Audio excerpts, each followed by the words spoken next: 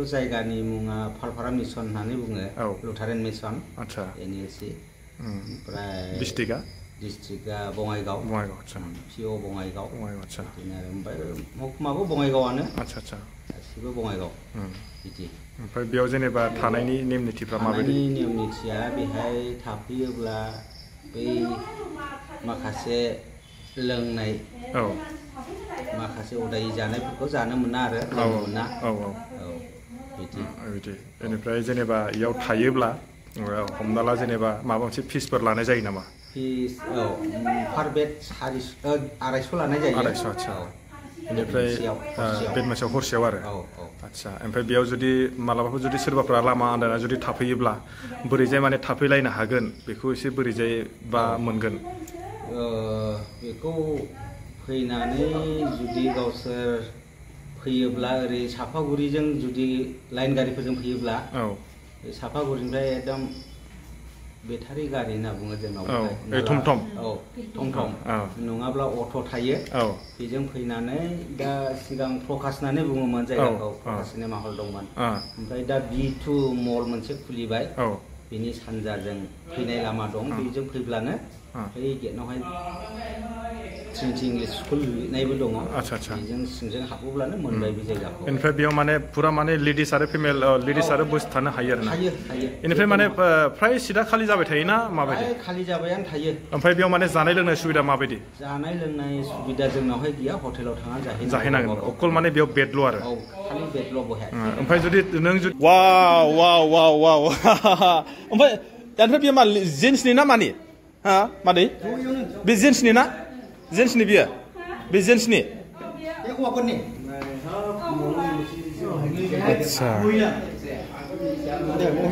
आरो दंबायोसो नै रुमा बेयाव आङो दिन्थिसैलाय प्रसपेरिटि वाव एसे लाइटखौ होनायदों नैबे जाहैबाय लेडिसनि ना लेडिसनि बे जाहैबाय लेडिसनि ना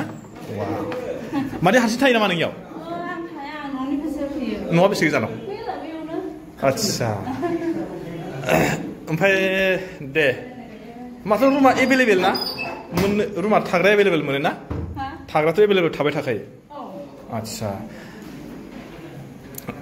दे गासिखौबो खिन्थिनांलायला हेल' लोगोफोर गुड इभिनिं बयनिसिमबो आंनि गोसो गोरबोनिफ्राय अननाय आरो सिबिनाय आं जासिहरबाय बयखौबो आङो नैबे आङो बिटिआरनि बङाइगावनिफ्राय फार्स्ट टाइम गासिखौबो आंनि अननाय आरो सिबिनाय आङो जासिहरबाय आरो लोगोसे आङो गासिखौबो बरायबाय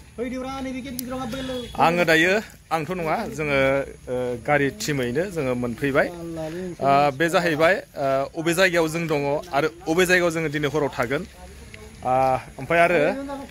बेयो जों थानाया मेन टाउननि बबेखैजाय आरो बेसे गोजानाव आं बेखौबो नोंथांमोननो दिन्थिलांसै नङा होमबा नोंथांमोना दिनैनि नैबे आंनि गोदान भिडिअ'आवहाय फारसेनिफ्राय फारि फारि नायलांबाय थादो आङो बेयावहाय माखासे जोंहा नैबेयाव जोङो अबे जायगायाव दंफैयो आरो सोरनि मा जायो आरो बङाइगावनि बे टाउननिफ्राय बेसे गोजानाव आरो स्टेसननिफ्राय बेसे गोजानाव ओमफ्राय आरो बेयाव मा मा सुबिदा मोनो जोङो बेयाव माने थाफैनांगौ जाहैखो ओमफ्राय आरो मा खारननि थाखाय जोङो बेलेगावबो थानो हागौमोन खिन्थु बेयाव मानो थानांगौ जाहैखो नङा होमबा आरो मानो थादों बेखौबो आं नोंथांमोननो फारसेनिफ्राय फारि फारि खिन्थिलांगोन आरो बेयावहाय मा सुबिदा आरो मा उसुबिदा नोंथांमोनहा नायनानै जुदि सोरबाफ्रा जुदि मालाबा जुदि फैयोब्ला जुदि जायगाबो जुदि आन्दायोब्ला बेयाव नोंथांमोनहा माबायदि फेसिलिटि मोनगोन आरो सुबिदा मोनगोन बेखौ आं दिन्थिलांनोसै मोनालायबाय मोनानि दायो 6टा साराय 6टा 7टायानो जाबाय सोरबा सोरबा लामा आन्दायदों नै लामा आन्दायदों लामा आन्दायदोंमोन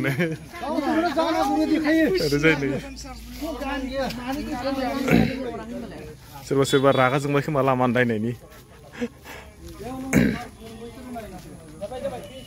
जोङो दायो नै मोनफैबाय सिङाव आदैनि दैदेननायाव सिङाव जायखिजाया जों हाबबाय नै रुमा माबायदि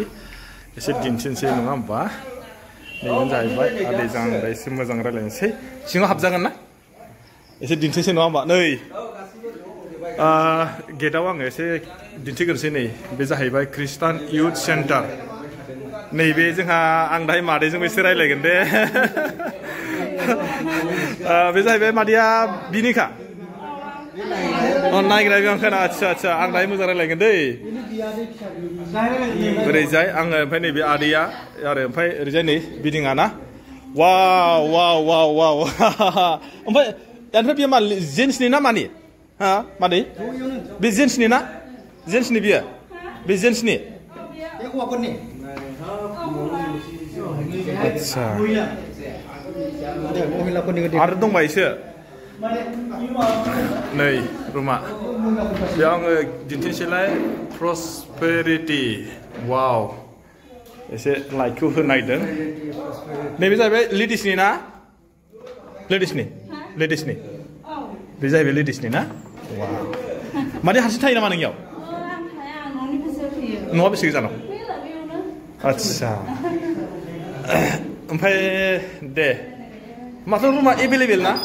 मोननो रुमा थाग्राया एभेलेबेल मोनो ना थाग्राथ' एभेलेबेल थाबाय थाखायो आच्छा दे गासिखौबो खिन्थिनांलायला बारु जोङो जासिगोन हा अ खेवना खानसै ना आच्छा आच्छा ओमफ्राय नै मानसिफोरा गासैबो फैजोब्बाय वाव गुड बरिया आं मोजां नांदों दै मादै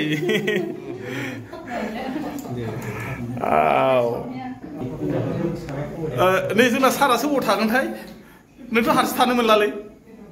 आंना मोनाबाबो जायो मोनबाबो जायो औ हेबिट दंखासै आरो हेबिट दंखासै ना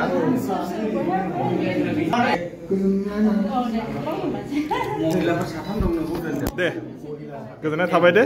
गोबाव जाबाय फैनाया दे मादैसिम दे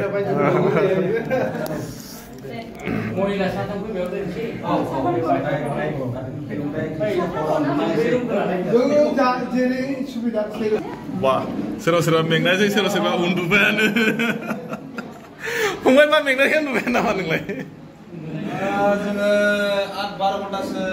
गारि गाखोनाय जाबाय औ बेखायनो एसे दैमाफोरखौ बोरैबा मोनबाय औ दा फंबाया बेयाव फैनाया फार्स्ट टाइम नामा बे जायगायावहाय नैबेयाव फार्स्ट टाइम दिनै औ ओमफ्राय दा जायगाखौ मायदि मोनदों दा जायगाफोरखौ मोजां मोनदों बरिया ना सोरखौबा मा बुंगोन दा सोरबा जुदि फैयोब्ला थाफैनायखौ ना बाजाया जायफोर माने बिथांमोना फैयो मालाबा लामा आन्दायनानै टाइमा जुदि जायोबा जायोबा आरो बेयाव फैनानै थाफैनो हानाय सुबिदा दं आरोखि थिगासे आं दायो ओरैजाय थाग्राजों रायलायनो दोनग्राजोंहाय आदै खुलुमबाय खुलुमबाय आंनि नैबे भिडिअनि नैबे चेनेलाव आरो ना आदैनाव बेयावथ' जोङो फैबाय जोंथ' बेफोरबायदि मिथियामोन ओमफ्राय दा माने आदैनाव माने बियो अबे जायगायाव ओमफ्राय मा बुस्थु आरो बेयाव थाफैयोबा माबायदि नेम निथि दङ बेखौ एसे दिन्थिना होदो बेथ' जायगानि मुङा फालफारा मिसन होननानै बुङो लुथारेन मिसन आच्छा एनएसि ओमफ्राय डिस्ट्रिक्टआ बङाइगाव आच्छा पिअ बङाइगाव आच्छा बिदिनो आरो ओमफ्राय महकुमाबो बङाइगावआनो आच्छा आच्छा गासिबो बङाइगाव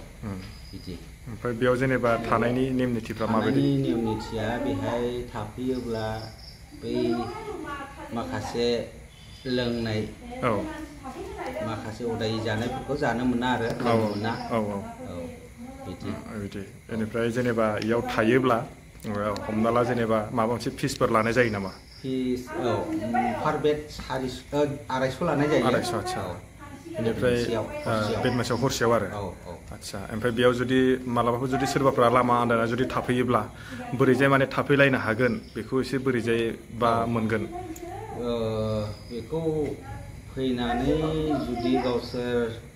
फैयोब्ला ओरै सापागुरिजों जुदि लाइन गारिफोरजों फैयोब्ला बे सापागुरिनिफ्राय एकदम बेटारि गारि होनना बुङो जोंनाव थमथम नङाब्ला अट' थायो बेजों फैनानै दा सिगां प्रकाश होननानै बुङोमोन जायगाखौ प्रकाश सिनेमा हल दंमोन ओमफ्राय दा B2 मल मोनसे खुलिबाय बेनि सानजाजों फैनाय लामा दं बेजों फैब्लानो बै गेटनावहाय ट्रिनिटि इंलिश स्कुल लिरनायबो दङ बेजों सिंजों हाबोब्लानो मोनबाय बे जायगाखौ बेनिफ्राय बेयाव माने पुरा माने लेडिस आरो फिमेल लेडिस आरो बयस थानो हायो आरो ना बेनिफ्राय माने फ्राय सिटा खालि जाबाय थायोना माबायदि खालि जाबायानो थायो ओमफ्राय बेयाव माने जानाय लोंनाय सुबिदा माबायदि जानाय लोंनाय सुबिदा जोंनावहाय गैया हटेलाव थांना जाहैनांगोन अकल माने बेयाव बेडल' आरो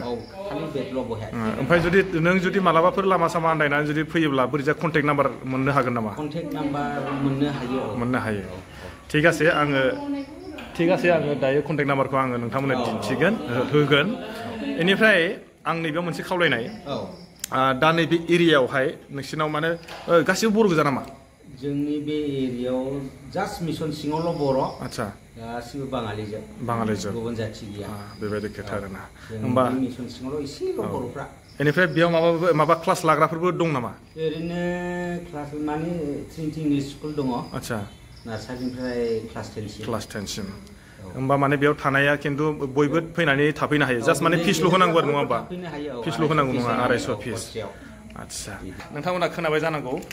दिनैहाय जोंबो एकदम बिराद गोजाननिफ्राय फैबाय मोनानि फुंनि जोङो 3टा बाजियाव फैदोंमोन 3टा बाजियाव फैनानै जोङो जोंनि मेन थांनायनि थांखिया जादोंमोन क'क्राझाराव जोङो बेसे गोजान दंबायो बिनिफ्राय क'क्राझारा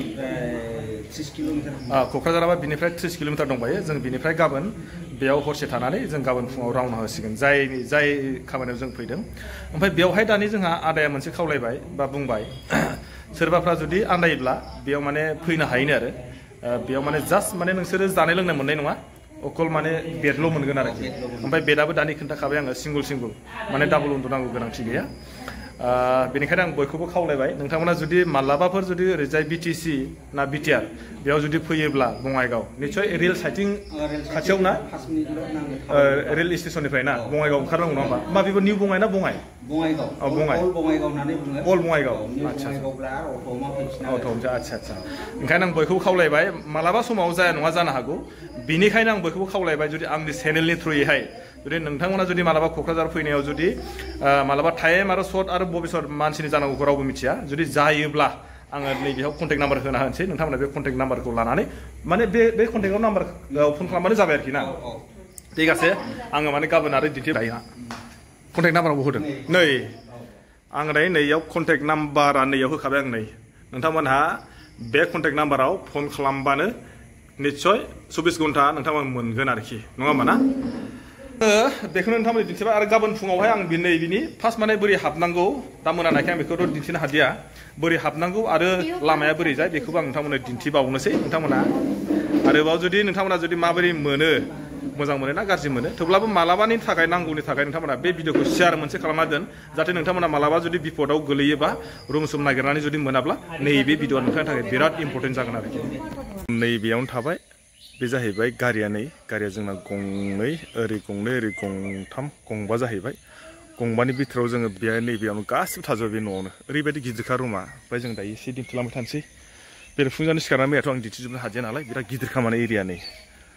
एकदम ओरैजाय गासिबो बे एरिया बिराद गिदिर ओमफ्राय ओरैजाय नैबेयाव बिसिनि चार्जआ थाबाय बेयावबो रुम थायो बेयावबो रुम बैयावबो मोनसेबाव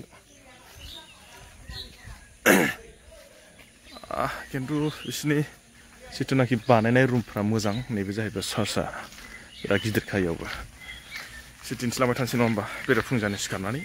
सोरबाफ्रा जुदि फैयोब्ला बेयावनो थाफैनो हागोन गुड मर्निं लोगोफोर बयनिसिमबो मैया आङो माखासे नुथायफोरखौ हरनि थाखाय आं दिन्थिनो हायासै नङा होमबा दिनै आं फुङावनो सिखारनानै जों माने रेडि जाखाबाय आरो थांसै नैबे जों दा बङाइगाव नैबे रेस्ट हाउस मिशन रेस्ट हाउसआव ना पाल मिशन रेस्ट हाउस बेयाव थानानै जोङो सिखारनानै जोङो बेनिफ्राय दायो क'क्राझार थांसिगोन क'क्राझार बेनिफ्राय 46 ना 43 बिदि दंबायो बारा गोजाननि लामा नंला आरोखि आं बेखौ दायो एसे दिन्थिनोसै नङा होमबा आरो बेयावनो स्कुलबो दंखायो बावोसो स्कुल जायगाफोरखौ फैनानै नैबे जाहैबाय स्कुलखौ आं खिन्थिनि र' बिराद गुवार माने ओरैजाय बैयाव मोनसे माबा दंबाय खोमा पार्क स्कुलखौ एसे दिन्थिनोसै ना नै बेयावहाय ट्रिनिटि इंलिश स्कुलना जोनोम जादोंमोन 1994 बङाइगाव मिशन ना खिन्थु बेसे क्लासनि दं बेखौथ' मोजां मिथिला नैबे लामानि खाथियावनो आरोखि जोङो दायो साथामजों फैग्रोबाय मोजांथ' जायगाना थानो नैबेनो जाहैबाय बिसिना चार्चआ गिदिरथारलै ओमफ्राय नै माबायदि मोजां समायना नुदों आरोखि वाव ना हा बङाइगाव मिसन लुटारन चार्च ना इयो नै दा आं दा एक दिनसिमसो बोरै हाबनांगौ लामाया बोरै फैनांगौ नुबाय जानांगौ नोंथांमोना जायगाफ्रा माबायदिना क्लिन साफा जाहैबाय जोङो दिनै हराव थानाया जायगाखौ आङो दिन्थिनोसै जोंनो जे जुदि गारि नों जुदि मेन हाइवेजों फैबा नैबे लामाजों फैनांगोन एकदम मेन हाइवेनिफ्राय बारा गोजान नङा बेयाव नै बेनारा बेयाव होनाय दंखायो बिराद गिदिर वाल आरोना